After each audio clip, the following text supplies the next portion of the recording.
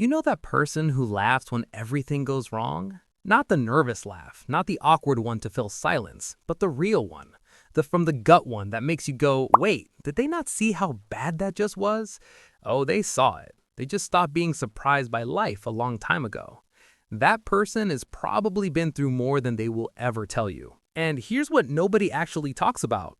Their brain didn't break under everything they survived. It trained.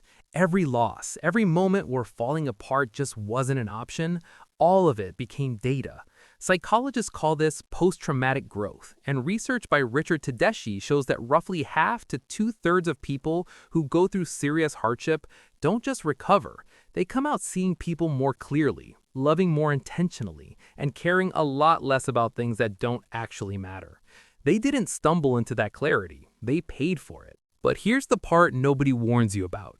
These same people never fully power down. Ever been around someone who always needs to sit facing the door? Or someone who has 17 backup plans for a coffee date but stays weirdly calm when their whole life is falling apart?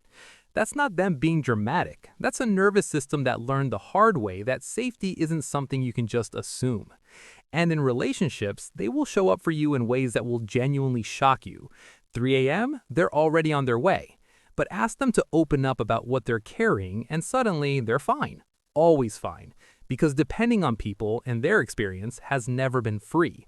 So they quietly learn to need nobody, which honestly sounds impressive until you feel how lonely that actually is. The dark humor is real too. They laugh at things that make other people uncomfortable. And yeah, sometimes the timing is terrible, but it's not insensitivity. When you can genuinely laugh at your own suffering, it loses its power over you. Every joke is a small act of defiance against everything that tried to break them. But underneath all of that, there's a grief most people never see. Not grief for someone they lost, grief for who they used to be. The version that trusted without thinking twice. The one that walked into rooms without scanning them first. The one that felt light.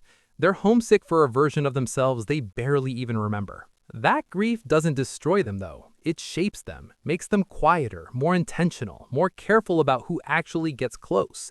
And somewhere in all of that, without even realizing it, they become something rare, a lighthouse. Not because life was kind to them, but because they learned to navigate storms that would have completely wrecked someone else. A lighthouse doesn't shine because it's perfect. It shines because it remembers the darkness. So tell me, are you someone who has been through too much? Or are you just now realizing that someone close to you is carrying way more than they've ever said out loud? Subscribe. A lot of people started this video. Not many finished it. You did.